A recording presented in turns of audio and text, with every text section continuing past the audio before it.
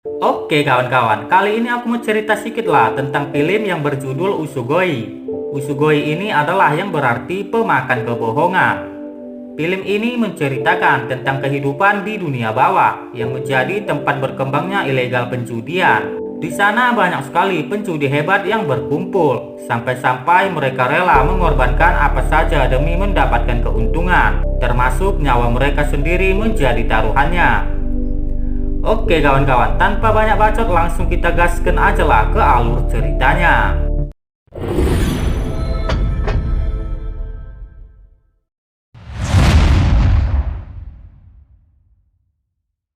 Film berawal diperlihatkan di sebuah arena perjudian Kakero antara Baku Madarame dan pemimpin Kakero bernama Soichi Kiruma. Kakero sendiri adalah merupakan sebuah organisasi perjudian terbesar di Jepang yang mengawasi berbagai taruhan di Jepang. Ya, bisa dibilang Kakero ini adalah kasinonya Jepang, dan para anggotanya adalah kumpulan elit-elit negara sehingga kekuasaan Kakero dapat menandingi pemerintahan Jepang sekaligus. Saat ini Baku menantang langsung pemimpin klub Kakero dengan taruhan nyawanya sendiri. Baku bertujuan ingin merebut posisi Soichi sebagai pemimpin Kakero. Di permainan kali ini mereka akan melakukan sebuah permainan prediksi apakah di atas mereka akan dilintasi pesawat atau tidak. Dengan ciri khasnya Baku kalau berjudi dia selalu memakan biji lato-lato yang berwarna coklat. Baku pun mulai memprediksi bahwa dalam 1 jam akan ada lewat pesawat di atas mereka. この上空を飛行機が飛ぶか飛ばないか Namun dengan mempunyai kaki tangan yang luas, Kakero mampu memanipulasi sebuah rute penerbangan pesawat sangat mudah. Dan ya, karena hal itu tentu saja tidak ada satupun pesawat yang melintas di lokasi mereka tersebut. Dan pesawat yang sudah direncanakan Baku pun batal melakukan penerbangan. Akibat hal tersebut, Baku Madarame pun dinyatakan kalah dari pertarungan tersebut. Namun saat ingin mengeksekusi mati Baku, Soichi pun membatalkan eksekusi tersebut. Dan sebagai gantinya, Baku akan diasingkan ke tempat terpencil dan status keanggotaannya di Kakero akan dicabut.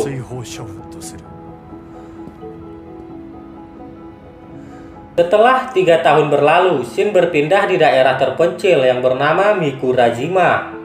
Dan di sana Baku melihat ada sekelompok perjudian jalanan. Dan Baku pun langsung menghampiri dan menantang penjudi jalanan tersebut. Tak main-main, Baku memasang taruhan 1 juta yen dan mengatakan dia akan memakan semua kebohongan penjudi jalanan tersebut. あんたの嘘を食ってやるよ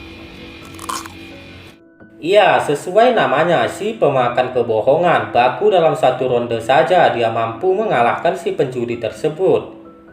Dan dia juga mampu membongkar sebuah kebohongan dari penjudi tersebut, bahwa saja si penjudi tersebut telah melakukan cara curang dengan meletakkan magnet di dadu dan di bawah meja. Hal itulah yang memanipulasi dadu agar keluar dengan angka yang selalu sama. Dan ya, dengan cara mengatasi itu, Baku pun melakukan sebuah trik agar dapat membongkar semua kecurangan si penjudi tersebut. 約束通り食ってやったぜあんたの嘘ただし味は Shin pun berganti ke malam hari. Malam itu Baku bertemu dengan salah satu temannya. Temannya tersebut mengatakan kalau di Tokyo ada seorang pria yang ingin mengalahkan pemimpin klub Kakero seperti Baku dahulu. 屋形越えを狙っているらしい。相手はどんなやつ貞国一輝というサイエンティストだ。 Pria itu bernama Iki Sadakuni yang merupakan seorang peneliti yang hebat. Dan menurut semua orang Kakero, dia mempunyai ambisi untuk merebut kepemimpinan Kakero. Mendengar semua cerita tersebut membuat Baku sangat bersemangat untuk kembali ke Tokyo dan menuntut balas dendam di masa lalunya. Shin pun berpindah dengan memperlihatkan Sadakuni dan seorang menteri keuangan. Dan permainan ini pun diawasi oleh wasit bernama Kiromekama. Sang menteri dengan songongnya menantang Sadakuni karena ia ingin menguasai pemilu selanjutnya.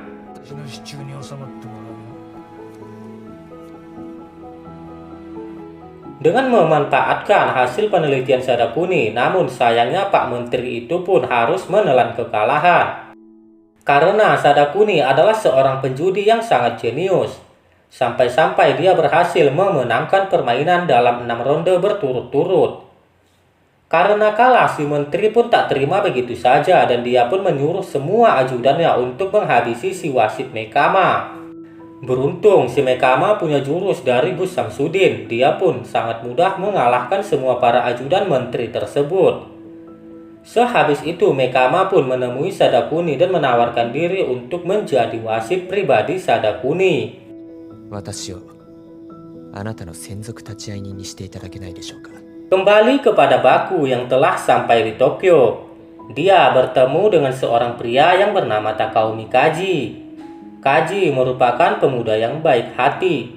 Namun dengan baiknya dia sehingga begitu mudah ditipu oleh temannya sendiri dengan mendaftarkan dirinya ke pinjol ilegal. Sehingga Kaji pun mempunyai hutang kepada rentenir pinjol tersebut. Dengan belas kasihan, Baku pun menawarkan sebuah bantuan kepada Kaji. こうして俺に出会えたのは月はまだあるって。 Di malam harinya, mereka berdua pun pergi ke tempat perjudian ilegal yang dimiliki seorang wanita cantik yang bernama Ranko Kurama. Tapi bukan Jinchuriki. Di sana mereka bermain judi dengan uang yang mereka miliki. Di tempat tersebut, Baku mempertaruhkan semua koinnya kepada angka kecuali angka yang sudah terpilih. Dan Kaji mengatakan bahwa Baku bodoh. Sebab walaupun menang akan saja tetap rugi.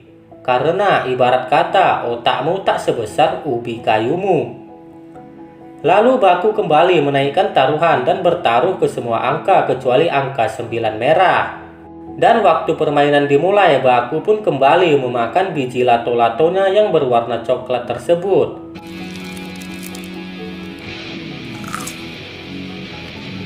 Melihat hal tersebut, Kaji pun langsung teringat dengan pesan Baku bahwa itu adalah sebuah kode. Sehingga Kaji pun menaruh semua koin yang dia miliki kepada angka 9 merah tadi. Ternyata itu semua adalah rencana dari Baku yang menyuruh Kaji untuk menaruh semua taruhan koin pada angka yang tidak dia pilih. その時俺が貼ってない数字にマックスで。 Hal ini disengaja dilakukan Baku karena Baku telah mengetahui semua kecurangan pada permainan judi tersebut. Karena ia mengetahui kalau si bandar telah memanipulasi bola menuju ke angka yang telah ia kehendaki. Dan dengan keberhasilan itu mereka berdua pun memenangkan uang sebesar 5 juta yen. Setelah menang dari permainan itu, Baku pun memberikan semua uang itu kepada Kaji untuk membayar hutang dan kembali melanjutkan kehidupannya. Dan Baku pun memutus hubungannya dengan Kaji karena Baku tidak ingin membawa Kaji ke dalam bahaya. ボーナスゲームが残ってますけど。カジちゃん行け。ほっときな。 Setelah hutangnya terbayar, Kaji pun tak segan-segan untuk berpoya-poya.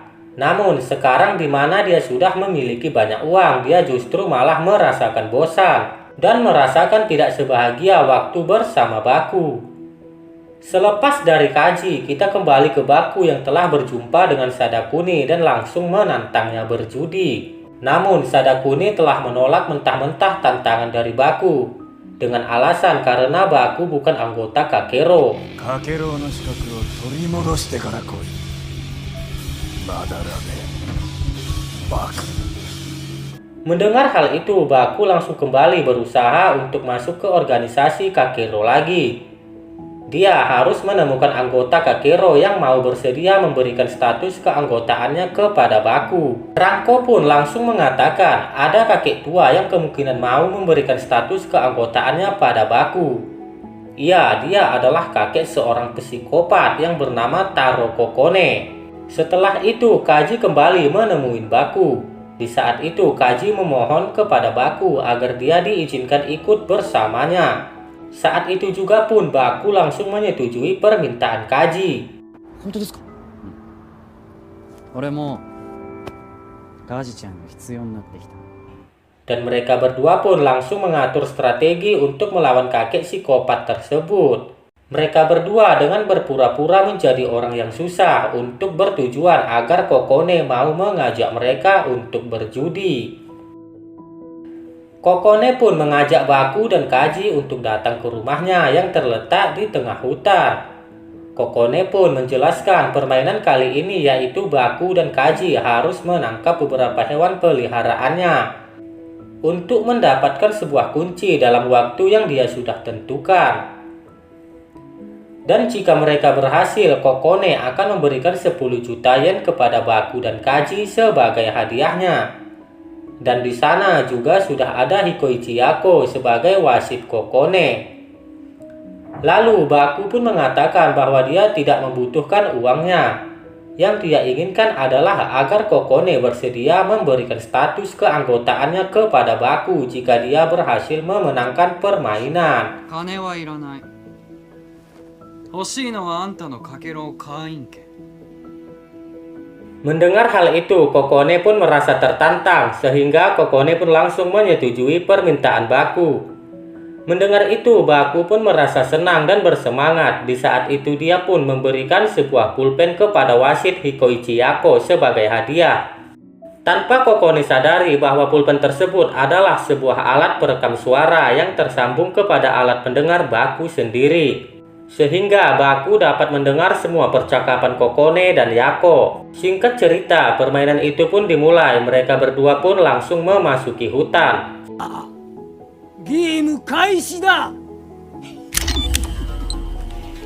Namun di saat itu betapa terkejutnya mereka bahwa peliharaan yang dimaksud ternyata bukanlah seekor binatang buas.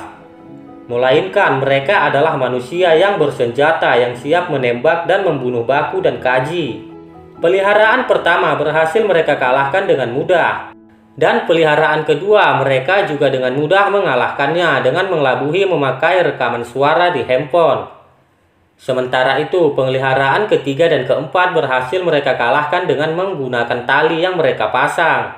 Dan yang terakhir pun berhasil mereka kalahkan dengan cara mengelabuhi memakai baju si peliharaan ketiga dan keempat. Atas hal tersebut, mereka berdua pun berhasil menyelesaikan permainan tersebut. Kokone yang licik pun merasa kesal dan marah. Dia lalu membangunkan satu peliharaan andalannya yang dia miliki. ドレム、お前の出番だ。 Peliharaan itu berbadan tinggi dan berotot yang bernama Rondem. Dan yang lebih mengejutkan bahwa Rondem sendiri ialah putra kandung dari Kokone yang dia ubah menjadi seorang monster. Rondem memiliki fisik yang sangat kuat, namun Rondem memiliki kelemahan yaitu dia memiliki otak yang sangat kecil. Sehingga dia akan mudah tertidur dalam 15 menit dibangunkan. Baku dan Kaji yang melihat Rondem pun mereka langsung berlari untuk menghindarinya. Saat mereka memasuki sebuah gudang, tak sengaja Baku menemukan sebotol etanol yang dapat digunakan sebagai senjata melawan Rondem. Adios. Lalu mereka pun menggunakan etanol tersebut untuk membius Rondem agar tertidur. Dan mereka pun berhasil mengalahkan Rondem. Dengan demikian Baku dan Kaji pun berhasil merebut status keanggotaan milik Kokone. Hikoichi pun mengucapkan selamat kepada Kaji karena telah berhasil menjadi anggota Kakero. Alasan Baku mengajak Kaji karena masalah di masa lalunya dengan pemimpin Kakero yang membuatnya tidak bisa lagi menjadi anggota dari klub tersebut. Sehingga dia membutuhkan Kaji untuk membuat jembatan dan mencapai tujuannya. Awalnya Kaji menolak persetujuan itu.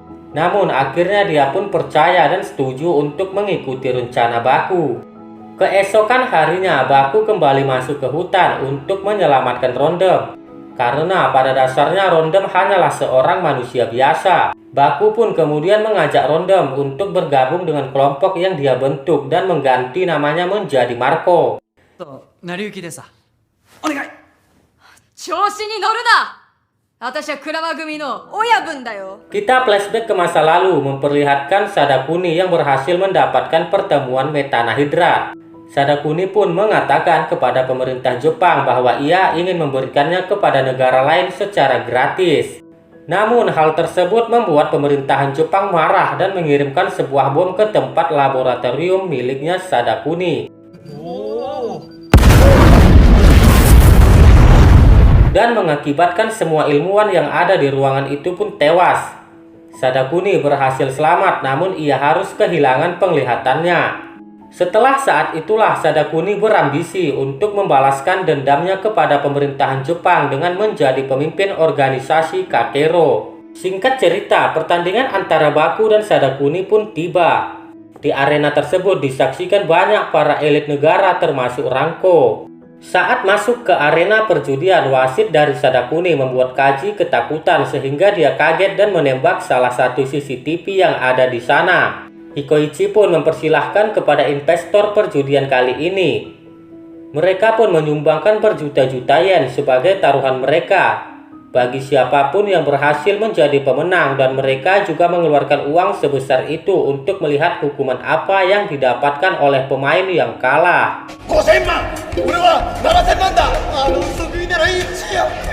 Dengan perjudian level setinggi ini pasti akan menaruhkan pertaruhan nyawa, karena dana taruhan yang terkumpul dari investor tersebut menembus sampai angka 2 miliar. Sehingga mereka berhak menentukan hukuman apa yang harus diterima oleh pemain yang kalah. Mereka pun memutuskan hangman sebagai hukumannya, di mana hukuman tersebut barang siapa yang kalah beserta anggotanya akan dihukum gantung.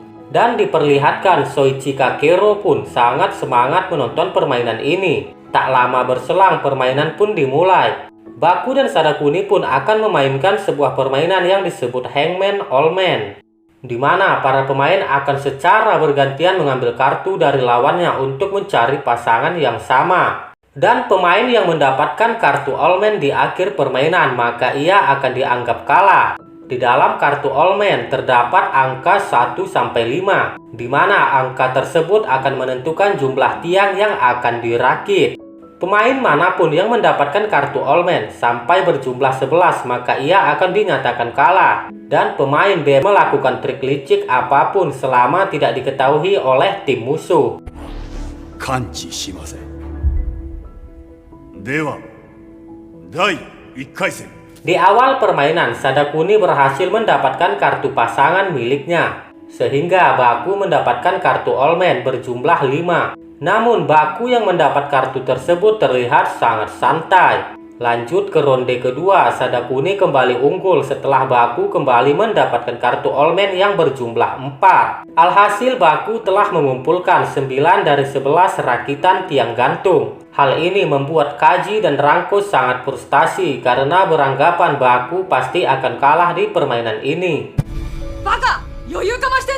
Terlebih lagi di ronde ketiga, Baku kembali mendapatkan kartu All Man yang berjumlah 1, yang berarti Baku telah mengumpulkan 10 dari 11 dari rakitan tiang gantung, dan tinggal 1 lagi agar Baku dan Kaji kalah dan akan berakhir di tiang gantungan. Namun di ronde terakhir ini Baku mulai serius dan mencoba mengembalikan keadaan. Seperti biasa, dia mengeluarkan biji lato-latonya yang berwarna coklat itu dan mulai memainkan trik yang sebenarnya. Dan ya, ternyata dari awal pertandingan itu Baku telah sudah menyadari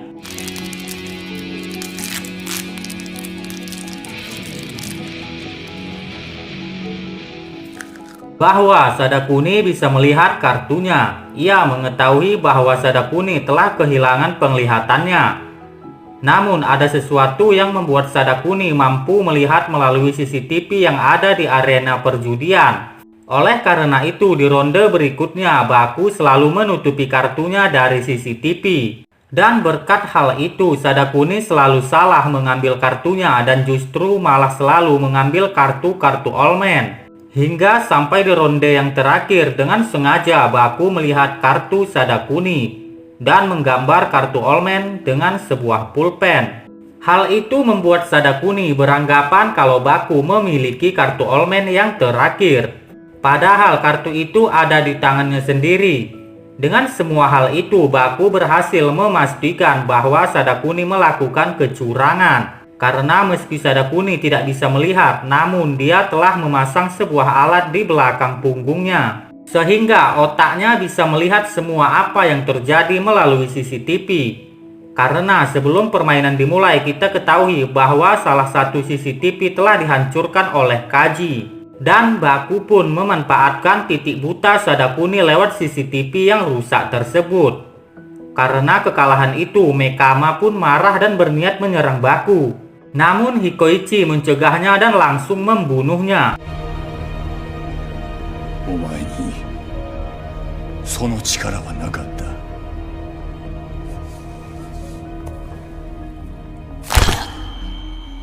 Berkat kepintaran Baku dan Kaji keluar sebagai pemenangnya. Dan sebelum digantung, Sadakuni mengatakan bahwa ia akan mendukung Baku untuk membawa kedamaian di dunia ini.